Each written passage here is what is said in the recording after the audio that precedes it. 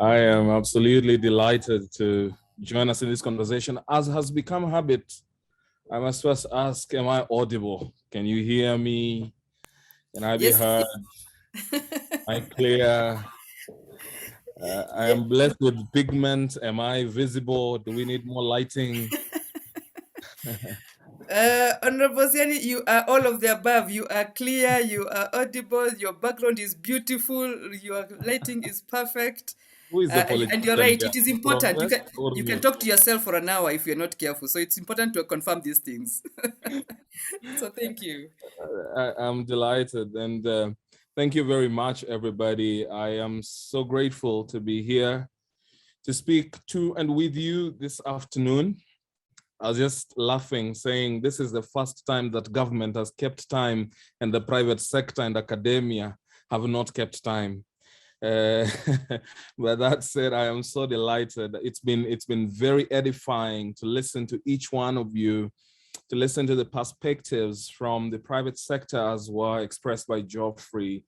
You know, I joined when our Nigerian brother, is he called Oludeye or Oludaye, you know, Olusei, I think, at Poju, was speaking very passionately about, you know, putting a case for Africa and the Africa Continental Free Trade Area, something for which I am very, very passionate. And we're speaking about SMEs. And as a young person myself, soon escaping the youth bracket happily, I can guarantee you that these conversations, just as Botuti was saying, I see him and myself as the people who can nearly guarantee that we will be here to fulfill Agenda 2063 for the Africa Union. And so I am invested in this cause as a passion, and I'm delighted for all the good words you said here before. Before I reflect on the various things that have been spoken here today, I would like to first, if you allow me, to refer to my notes, and then after that, I will take a few minutes to share with you my thoughts of the written text.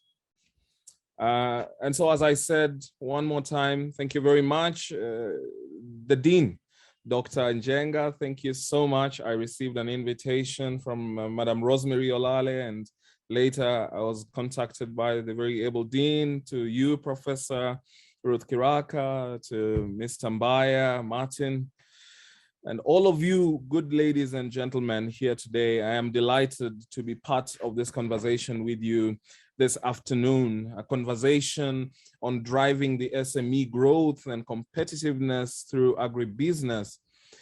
And I'm delighted to take part in this not only as a government officer or as a servant of this wonderful government, but also as a young person, you know, representative of the majority of the people who are involved in the agribusiness sector.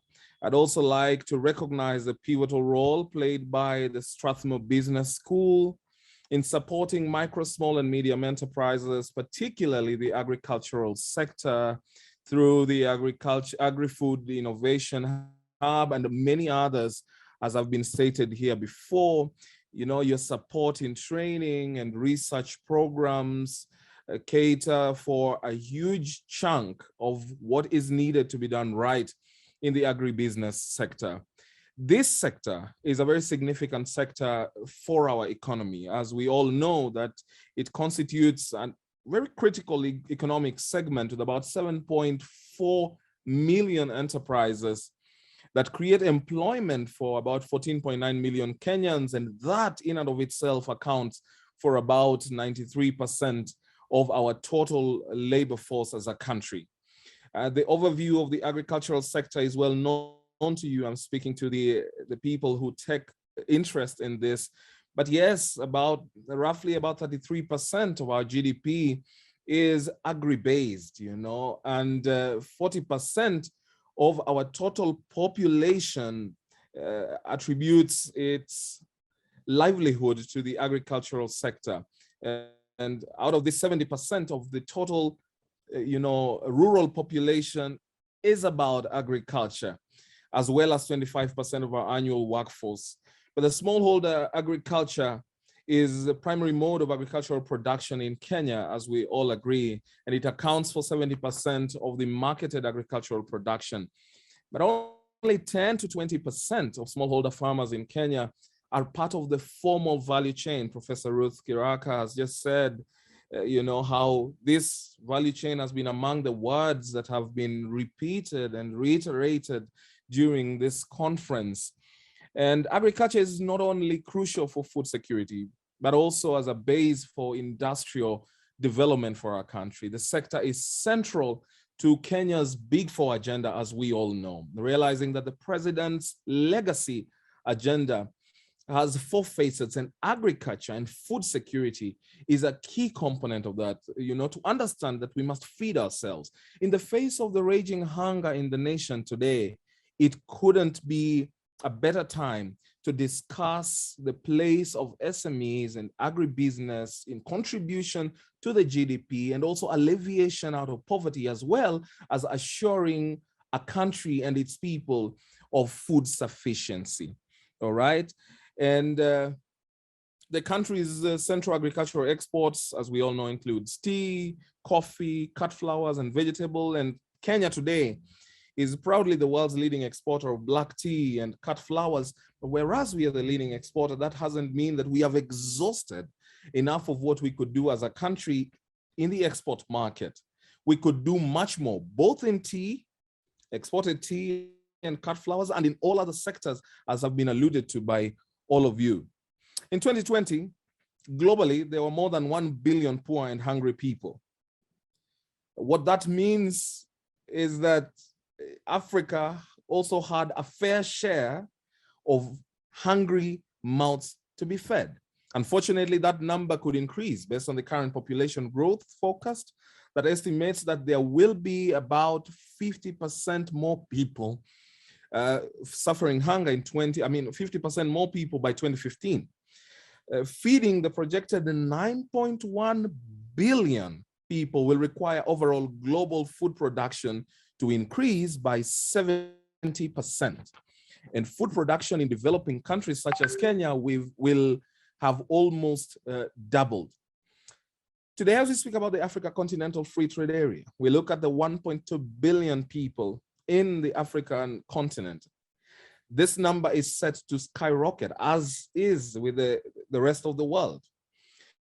We are barely able to feed ourselves today. We are an importing, a net importing continent.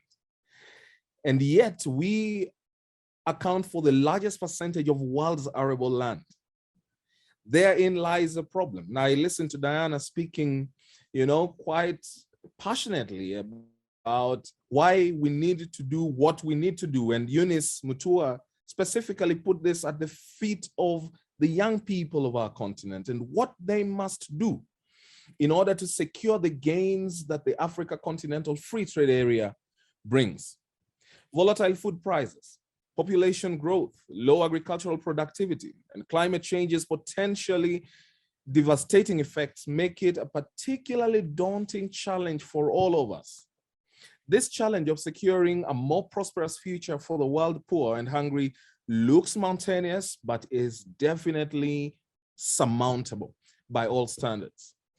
As a government, there have been various interventions done that try and attempt to secure these gains and also to just ensure that our people and our citizens and as a country and as a region, we are players in this massive market, but also in securing ourselves, both economically and in terms of food security.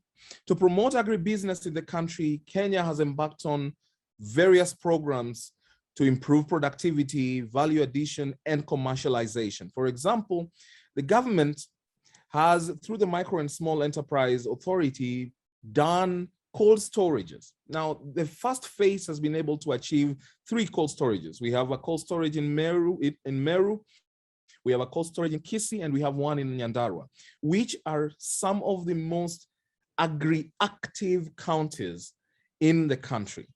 These investments of up to slightly above $1 million in each of the cold storages are to ensure that our farmers can have their products stored and taken care of. Once operationalized, these facilities are expected to reduce post-harvest losses and reduce commodity price volatility, which ultimately increase farmers' earnings.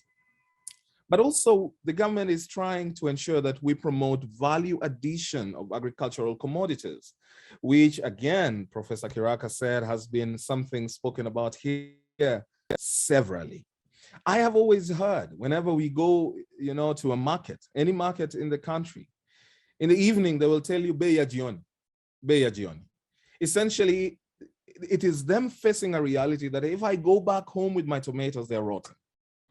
If I go back home with my bananas, they're going to be meaningless by tomorrow. They will have oxidized. And that is why we are attempting to, speak about value addition and play our part in value addition. We have the constituency industrial development centers across the country, which are equipped, but also provide shade. Those that are not equipped are to attract people or organizations or organized outfits to think in terms of value addition, that we will provide you with shades. And whereas in almost half of them, we have given equipment, whether it is, for bakeries or whatever it is, we also look forward to those who are capable but are unable to afford shelter or to build themselves shades can take advantage of these constituency industrial development centers done by the Micro Small Enterprise Authority. But over and above that, we have the Kenya Industrial Research Development Institute, KIRDI, which is mandated to help micro and small enterprises to have, we have technologists at KIRDI. And KIRDI is mandated to ensure that small and micro enterprises can have some form of value addition. Of course, not for free. But we understand that most micro, small enterprises and medium enterprises may have a challenge, especially the micro and small enterprises, may have a challenge in accessing funding to even get them started, the capital to get them running. And therefore, it is hugely subsidized, definitely not for free, but obviously affordable. Why? Because as a principle of business, it will be great for business persons to also understand that where you put in a bit of effort and resources is where your heart is going to lie. Often, when you get free money, you may not understand entirely how to take care of it, because you may think that there will be nothing or no punishment, or you can get away with it. And so KIRDI has all these technologists to try and ensure that those who sell peanuts are able to know how to dry their peanuts, have them roasted, have them packaged, then working with the Kenya Bureau of Standards, get a standardization mark and get them on the shelves. Value addition. Those who sell bananas can get them into banana crisps or whatever it is. Value addition, so that they make slightly more. But the government is also utilizing instruments under the Common Markets of East and Southern Africa, COMESA, and EAC agreements to limit food imports. We understand the balance that we have to create globally. Some of these agreements we have globally is to ensure that we also have a market for the things we produce, because we may not entirely consume what we produce. But I also agree when we say that we have sufficient markets to consume that which we produce. But are we producing that which we love consuming, as my colleague, Ambassador Kaberia, had stated? The Africa Continental Free Trade Area has potential to lift millions out of poverty and end food insecurity in Africa. That's true. However, its effectiveness will depend on the approval and implementation of all the policies by all the countries in all the sectors, agriculture being one of the key sectors. Kenya's agribusiness SMEs should take advantage of the AfCFTA because it provides them an opportunity for enhancing value chains through development of agricultural products and originating from products that originate from Kenya and other parts of African continent. It gives the advantage not only to be able to export, but also to source raw materials. It's a huge opportunity. And as was alluded to by, I suppose it was Geoffrey, who said that we need to link SMEs in country, regionally, across the globe, to understand what is it that they do that we need? What is it we do that we can offload to them and create a circle for business to go on? It's in agriculture that AFCFTA's aspirations can be realized, especially by strengthening regional value streams integrated into priority products led by a diverse private sector inspired by small business owners, commercial farmers, miners, and operators.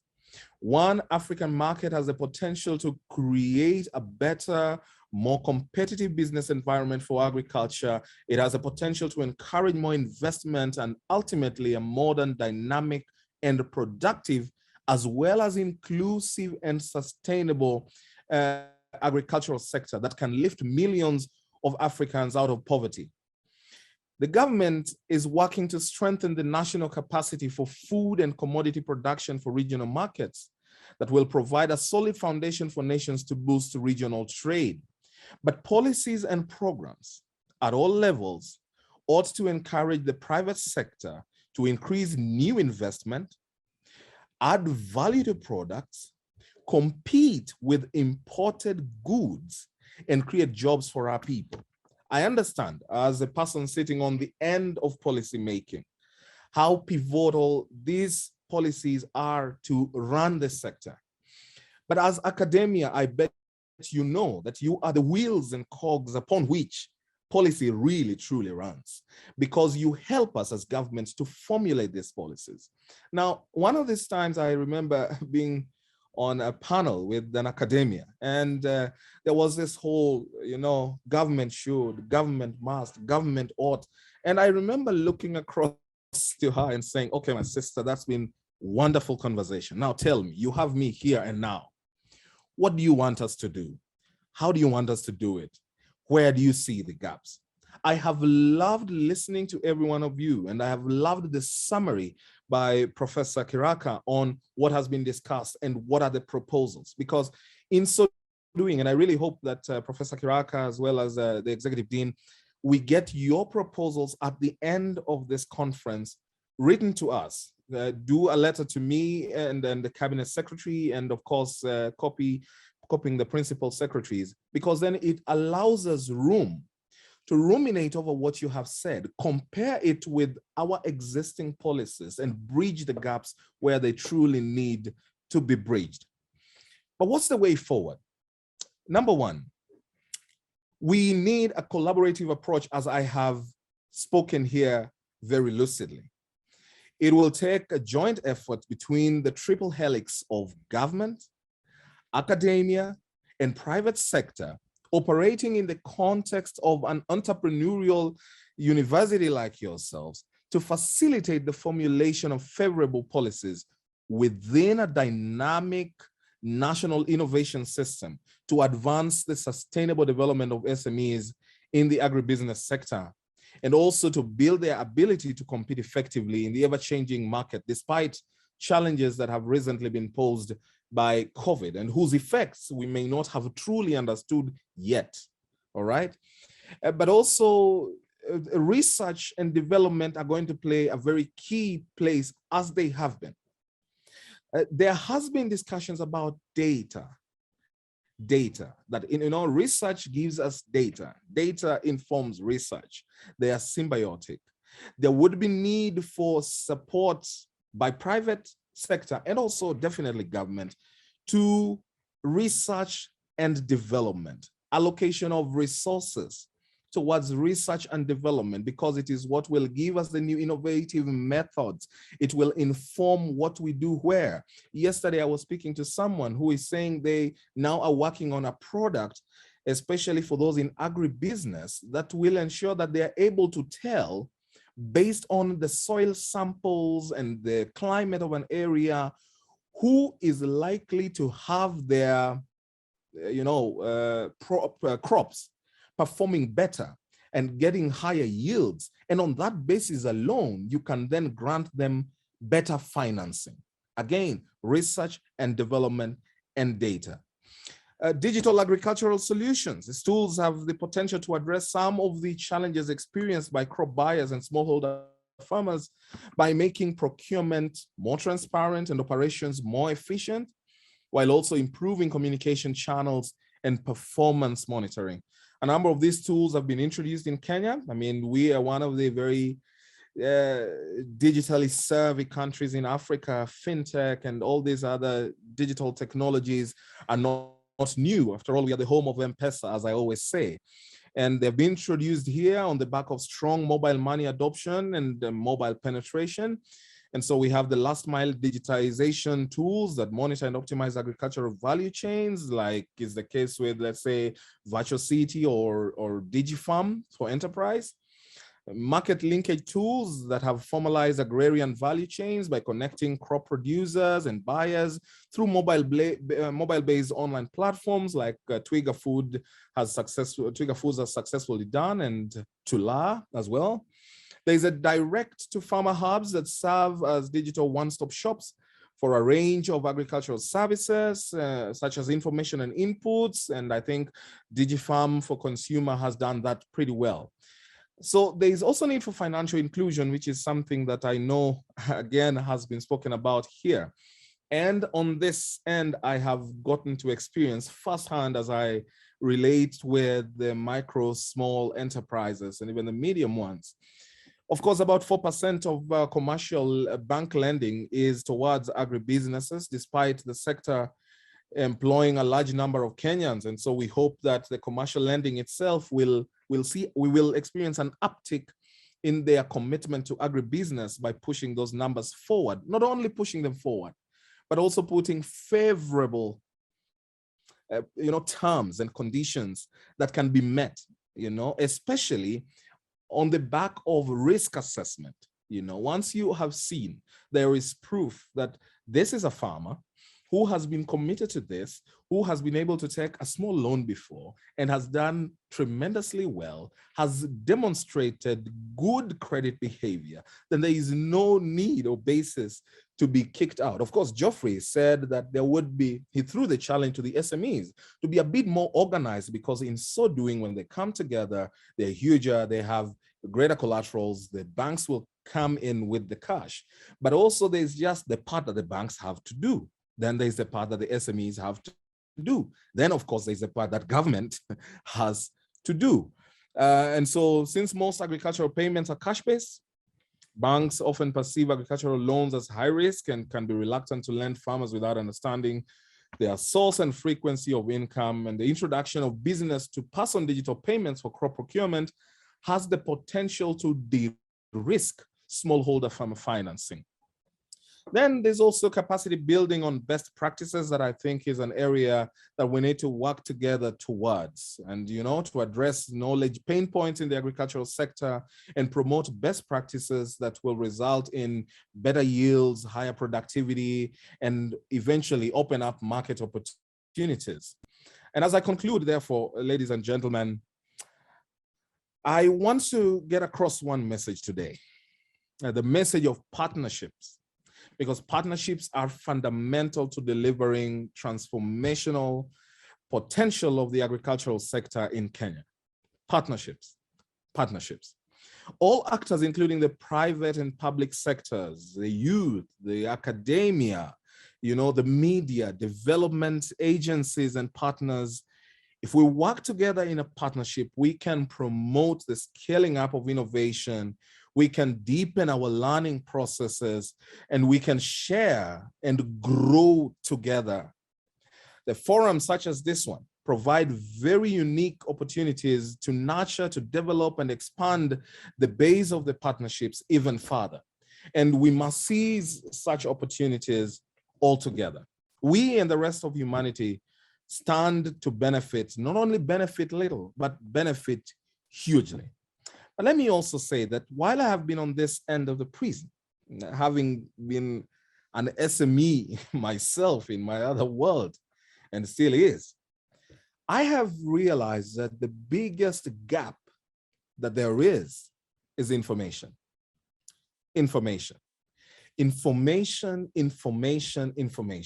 As you rightly said, Professor Kiraka, there are even affordable, friendly funding opportunities for businesses, but they don't know information. When I came into the ministry and having seen this lack of information, I started running a program called the Biashara Tuesdays. Now, on Biashara Tuesdays, what we do is simple. We call in the CEOs of our 20 agencies. Each one of them comes, so that when there are questions around our export, as Jean Jiru was asking, where is it that we will have markets? What is it that are needed in those markets? How is it that we are able to meet those markets? What are the requirements that are needed? Then the CEO of the Kenya Export Promotion and Branding Agency will tell you that you visit our website, kemproba.go.ke, because we have invested in, market intelligence. We have invested in data across the region and in country, so that you understand what it is that is needed, whether it is cloves that is needed in DRC, or whether there's opportunity to sell rice in Bangui, in the Central African Republic, whatever it is. The Biashara Tuesday platform has helped in a small way. I'm only trying to say, if we all worked together towards informing our SMEs of what we do, putting into consideration the ever-evolving, very quickly evolving role of the digital space, social media, as a tool for information, then I think we will take this country far.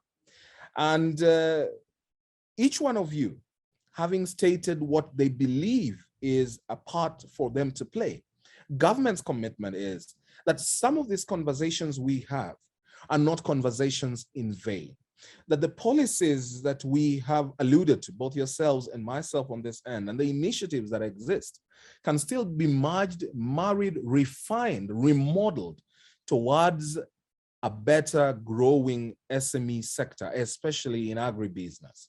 And so I think I will not speak beyond that point.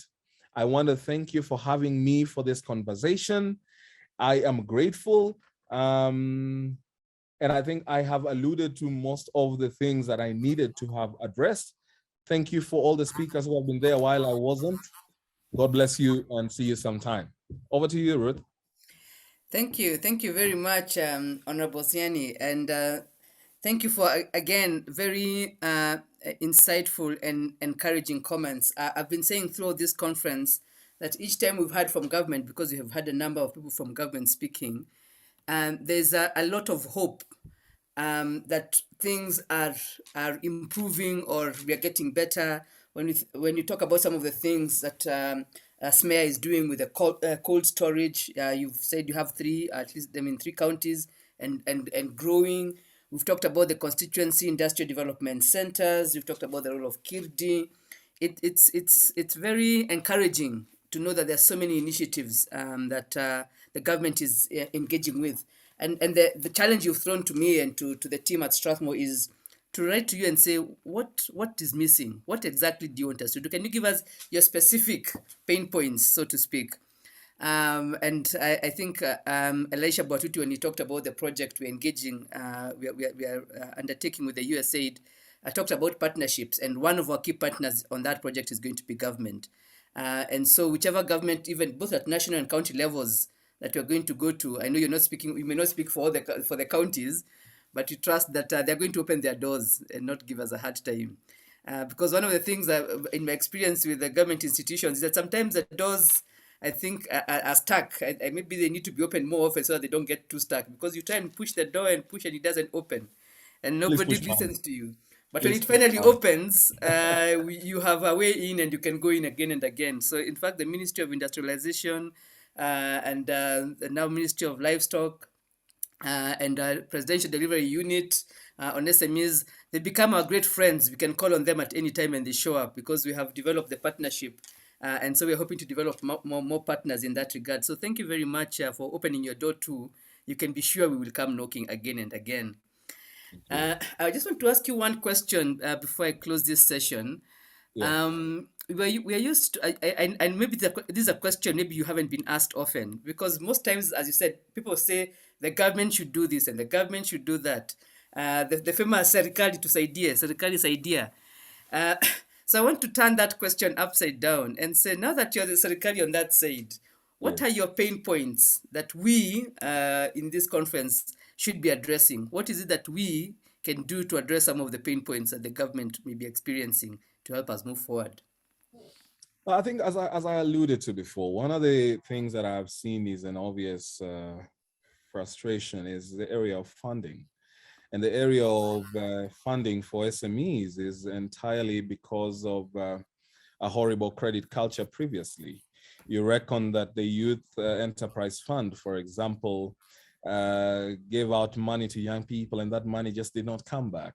That has been the same case with the monies given to, the Women Fund, the Women Empowerment Fund. And it's because the political class has not been very kind, because every time that money is given, they'll say, you campaigned for me, take this money. And so the guys who receive it end up feeling like it's a reward as opposed to, a shot in the arm, but with the expectation to have that resource returned. But I think the private sector has a very important role in ensuring that first they try and find a nexus that works for funding. Because government is going to tighten just like banks are. No government wants to be accused of having thrown 6 billion, 100 billion towards agribusinesses that was never returned to be able to benefit others. So that's one. The second thing is, I have realized that there's such, when we talk about the skill gap and just information, I think the private sector tries more than government, but there's still a huge room to be able to get the word out. I put out, for example, on my page about this today, and that I would be addressing this session. And many people just want to be let in on it. I think I know that they've also been informed quite a lot. I mean, Strathmore did a good job trying to publicize this, but the private sector must join hand in hand with the government, work together, which is why I underscored partnerships to inform. Then also there is the role of data and research. You own the tools that necessitate research. Government has its part, but the government stands on the shoulder of private sector and vice versa. We will be able to do ours, but there would be a lot of help in counter research. When we say, for example, as a government, that we consume whatever million metric tons of sugar in the country, and we say that we have a deficit and therefore we have to import, it would go a long way if Strathmore Business School, for example, went in, did their own research that wants to counter what government is showing and just demonstrating, no, we actually have potential for production and consumption locally. And the best way, therefore, is to fund the local industry as opposed to importing. All these are things that we need to work together. And that's why I say partnerships. And I am very serious when I say, and because I know oftentimes when government is on the set, it can give hope, but I can nearly guarantee you that the proposals for policy transformation will be taken seriously by us, up to and including getting it to the, for putting up a cabinet memo to the president and having policy changes. Someone spoke about intellectual property. I don't remember. I don't know whether it was Diana or it was Geoffrey. I don't quite remember who it was, or Angela.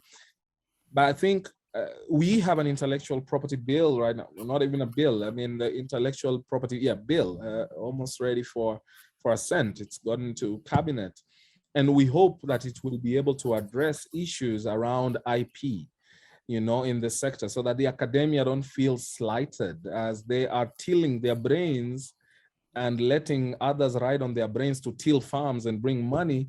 Their money is also secure, so that it pays, because not everyone will be on the farm and owning factories for agri-processing and agro-processing and manufacturing. Whichever place you are adding value, as you rightly put in your screen when you are showing, whether you're a producer or you're a trainer, or you're in the knowledge sector, working towards achieving the success of the agribusiness, it must pay off. And it must look like it pays off right. Aggregation, as you said, very great. I met Fairtrade the other day, who are globally reputed aggregators and much more. we have underscored as a government, and as the Ministry of Industrialization, Trade and Enterprise Development, we are working currently on COMEX, which is a commodities exchange, which will be huge for businesses. It's up and running, just about to, hasn't gotten the tempo yet, but it is there, and the president is very committed towards it, because we want aggregators that will not take advantage of the producers, so that aggregation can pay off to the producers at the bottom. So I think that's just my thought about it, really. All right. Thank you very much. And once again, we're very honored to have you. Thank you for accepting our invitation. We shall be inviting you again and again, or knocking on your door in that beautiful office. We can see you. Yes, it is a real sacrifice to be here on a Friday afternoon, still chatting about agribusiness. So thank you very much. And before I return this back to Martin for the closing, and because I know he will not thank himself, so let me acknowledge some of the key people on the team. I think I'm just sort of at the top there, giving directions here and there. But the people behind this SME conference, our agribusiness conference, are Martin Bayer, Eunice Modoni, and Rosemary. Rosemary Olario Okello, who is not in this forum right now. But the three of them have basically the ones who have been burning the midnight oil, making sure that everything works, the exhibitions work, the speakers are invited, they get the program, they respond, putting together the program. Absolutely outstanding job. I can't thank you enough. And then we have the people who've worked in the background as well, who are led by Diana Owor and Raquel, who are not here, organizing the breakouts and rapporteuring for the breakouts as well. An outstanding piece of work, Martin and Eunice and Diana, who are here, and the others who I'll also get to thank when I get to see them. But I really, really appreciate the great work that you've done to support and make sure that this conference is successful. Thank you very much. Back to you, Martin. Thank you very much,